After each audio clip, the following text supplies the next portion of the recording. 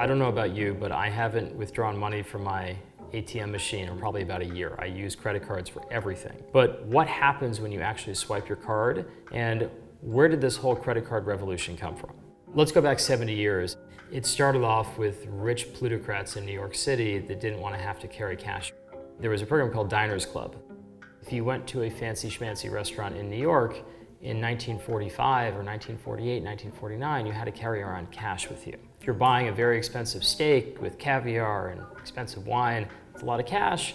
So there was a program, it was a charge card, it was not a credit card. You weren't borrowing money. If you didn't pay off the bill at the end of the month, you would be cut off from your Diners Club. There's a handful of restaurants in New York that started using this, and then American Express copied this idea. There's no borrowing. It was mainly for rich people in New York. In 1956, a middle manager at Bank America, which was at the time based in San Francisco, had this idea of let's do a mass market credit card. So in 1958, Bank America introduced the Bank AmeriCard. They gave basically every man, woman, and child in Fresno, California, a credit card. So you open up your mail, inside was a plastic card. It said, congratulations, you now have a credit card. They got every merchant to accept these credit cards in Fresno. It worked great, but it worked terribly. It worked great in that people actually used it. It worked terribly in that the losses were catastrophic because I'm giving people credit. They didn't have the money for it. You got the card in the mail and you could start using it that day.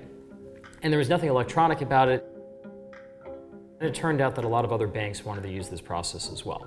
There was a competing consortium, which at the time was called MasterCharge, which rebranded as MasterCard. And then about 10 years ago, both MasterCard and Visa became actual for-profits, went public. Today, Visa has over a $200 billion market cap and MasterCard has over a $100 billion market cap.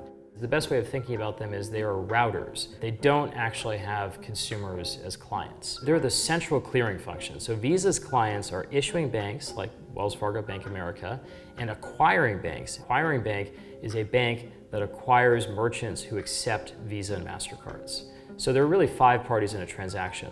There's the consumer, who of course has the card. There's the issuing bank that issued them that particular card and is taking all of the risk. If that consumer goes bankrupt, can't pay their bills, the bank is on the hook for that. There's the network, which provides the infrastructure by which the issuer issues that card. Then there's the acquiring bank, and even somewhat pseudo-acquiring banks like Stripe and Square. They're not banks, but they acquire lots and lots of merchants. So for all intents and purposes, they almost act like an acquiring bank. And then there are the merchants. What Visa does is they let the issuing bank talk to the acquiring bank. There are 5 parties. Here you are. When you go buy your burrito, you have a credit card. A credit card might have been issued by, let's just call it like Bank of America. Bank of America works with predominantly Visa. Now, Visa, they sit in between the issuing bank, this is Bank of America here, and then the bank signs up a merchant like Chipotle.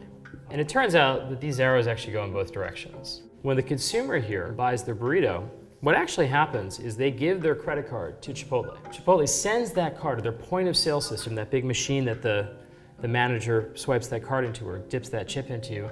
They send that to Chase. Chase says, the first digit of that card is a 4.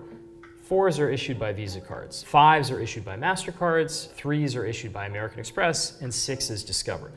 Starts with a 4, send it to Visa. Visa says, the next 5 digits actually denote the identification number of the issuer. That's a Bank of America card. So Visa then sends that full card number, the merchant name, and the dollar amount to Bank of America, and then Bank of America has to make a decision of, do I approve this transaction, yes or no? Bank of America says, okay, we think that you are good for the money on the burrito, and we think it's actually you, there's no fraud, nothing unseemly is going on. Bank of America tells Visa, all systems go, approve the transaction. Visa tells Chase, all systems go, the transaction has been approved. Chase tells the point of sale system, tells Chipotle, point of sale system at Chipotle, prints out that receipt, and if it's over $25, they'll say, please sign here. So that's the end-to-end process of a transaction. One of the mistakes that people make is that they think that Visa is the credit card company, or if you have a problem with your bill, if your Chipotle burrito didn't taste good, maybe you should go complain to Visa.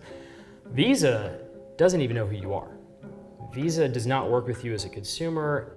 You never have a relationship with Visa, nor does Chipotle have a relationship with Visa. That's the really interesting thing. Visa only lives in this ecosystem. They connect the issuing bank to the acquiring bank.